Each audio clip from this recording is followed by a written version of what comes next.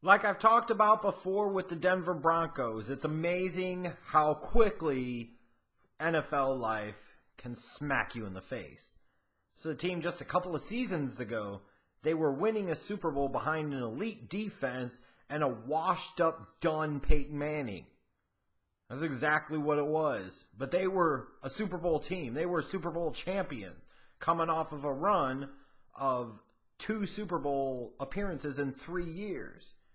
To now you've gotten to the point where they hired Vance Joseph. In his first year, things went awry, kind of lost the locker room. Quarterback position was a complete and total failure and a mess. And he's lucky he still has a job in 2018. And the Denver Broncos are picking in the top 5 of the 2018 NFL Draft. Now, you can't look back and regret anything that's been done over the past few years, in my opinion, because it ultimately led to a championship. That said, though, the chickens kind of come home to roost after a little while, and the Denver Broncos have to adjust. The Denver Broncos have to shift and change philosophy a little bit, and frankly, the Denver Broncos just had to get better. They had to get younger, and they had to just flat out get better. So which direction were they going to go with that 5th pick? They were probably going to be in a position to draft a quarterback. Might not have been the one they wanted, might not be the right fit for them, and they had also just given Case Keenum quite a bit of money. You've still got Paxton Lynch in the fold, who they spent a first-round pick on in 2016. Is this team really going to go back down the quarterback path with the top 5 pick that they have? And the answer, of course, was ultimately no. Once the Browns took Denzel Ward at number 4, the Denver Broncos pounced quickly to take Bradley Chubb from NC State, the best defensive player in this draft, in my opinion, at number 5. Even though he's a better natural fit as a 4-3 end, we'll see how they utilize him as a 3-4 edge rusher, as a 3-4-5 technique, probably a bunch of different things that you could use, especially in hybrid and sub packages and so forth. I'm sure they'll be able to figure out a way to make it work. And I understand why they didn't go quarterback at number 5. Baker Mayfield, already off the board. Sam Darnold, already off the board. With the controversy of what happened with Josh Allen's old tweets coming to light mysteriously the night before the NFL draft, a team might not have been quite as eager to move up to number 5 or give up as much to move up to number 5, and might not have felt a real threat that Denver was going to take any of the remaining top 3 quarterbacks of Josh Allen or Josh Rosen or Lamar Jackson. So the belief that they were going to take one just wasn't there. And I understand that. You gave Keenum a bunch of money.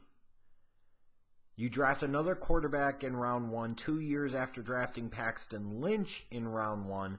That means, A, you're already giving up on Paxton Lynch so quickly when he really hasn't had a whole lot of opportunity to show what he can or can't do in the league. That also means that you're going to be quick to move on from Case Keenum, which then begs the question, why did you give him all that money? And it's a fair question. So I understand why they didn't go quarterback at number 5. I also understand why they didn't trade down, especially once Bradley Chubb was there. Like both Chubb and Nelson are on the board. Either way, it felt like the Broncos couldn't go wrong. And especially if they're looking at the fact that they believe in the formula that defense can help them win championship quicker than offense can, then it makes sense to go down the Bradley Chubb route. So I have no complaints or knocks on him taking, in my opinion, the best defensive player in this draft. You stay true to your board, you take best player available. It feels like that's what the Browns did. Why would I really knock them? When you look at the rest of the body of work for the draft, Courtland Sutton could be a guy. It ends up as a future replacement for Demaryius Thomas or Emmanuel Sanders, as those guys are getting up there in the years. Royce Freeman is a little bit better version of a Devontae Booker, but not that much better. So we'll see if he can be more dynamic. I don't know if he's going to be more dynamic. I do think he is better, and I would expect eventually he ends up being the lead back there, and if he is, then that's a positive for this draft as well. The butt corner from Boston College has a chance to come in and contribute right away. When I look at round 4, I thought they got great value They got steals in Josey, Jewell, the linebacker from Iowa. I think he's a year one starter for them inside at some point. I really do. I love his game, and I do think even with the lack of athleticism that he translates very well to the league, especially in the 3-4. And then DaeSean Hamilton, one of the best route runners in this class at the wide receiver position, getting that kid out of Penn State in round 4. You got multiple young wide receivers that will potentially be able to help in the future. You throw in last year's third-round pick, Carlos Henderson. I feel pretty good about the young talent at the receiver position for the Broncos. I like what they did. Fumagalli in round 5, the tight end from Wisconsin, just a solid football player. He won't ever be a star. He's not dynamic, but he's well-rounded. He can contribute in a lot of ways, and most importantly of all, he's a pretty good blocker. And when in doubt, you're looking in day 3, you're looking for sometimes guys that could just fill a role. And Fumagalli could be that inline blocking number 2 type of tight end for you. This was a pretty solid class.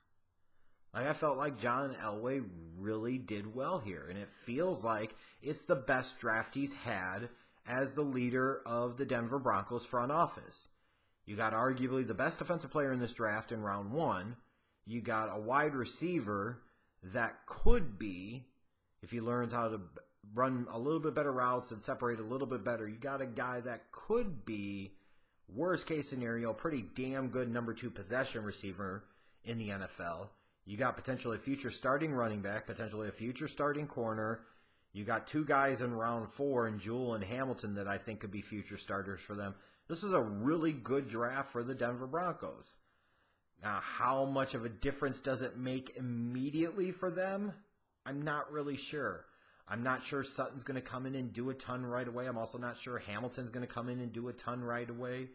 I would feel like the guys that would be most likely to make an impact would be Chubb, Freeman, Yiadom, and Josey, Jewell.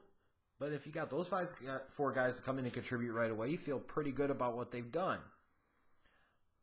But ultimately, it comes down to whether or not passing on taking a quarterback was the right decision. I feel like for the Denver Broncos, where they were, their situation, and what they came out of this draft with, that they did make the right choice to punt that decision down the road for another year.